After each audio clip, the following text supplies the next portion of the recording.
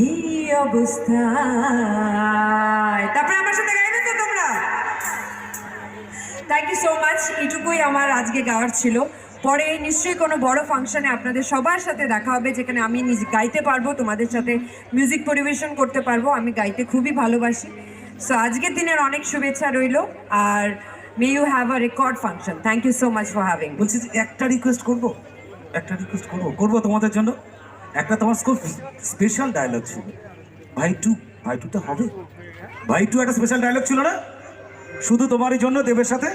এইটা একটু শুনতে চাই, তাই তো? হ্যাঁ ছোড়ে ভাইটু নিজের কোনো আমার আগে পিছে কিছু মনে নেই, বাট যাই হোক, ভাইটু in itself is a dialogue. আর ভাইটু মানে যেরকম হয় না, আমরা যখন ক্লাস 1-এ পড়ি, যখন ক্লাস 2-তে উঠি, ক্লাস 1-এর পড়াটা আপচা আপচা মনে থাকে। যখন ক্লাস 5-এ উঠে যাই, 1-এ কি পড়েছিলাম সেটা খুব একটা মনে থাকে না। আবার যখন 10-এ উঠে যাই, তখন 5-এর পড়ায় কি থাকে বোঝা যায় না। সেরকমই হলো আমাদের স্ক্রিপ্ট। যখন আমরা একটা সিনেমা করে নিই, তারপরে আবার 2-3 বছর পরে যখন মানুষে বলে যে ওই সিনেমাটা দেখেছি, খুব ভালো লেগেছে, ওই ডায়লগটা বলতে পারবেন?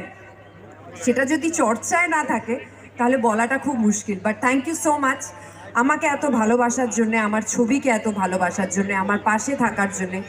আমি একটা খুব ছোট্ট গ্রাম থেকে উঠে এসেছি। অনেকগুলো স্বপ্ন দেখেছিলাম ছোটবেলায় যে সিনেমা করব, হিরোইন হব।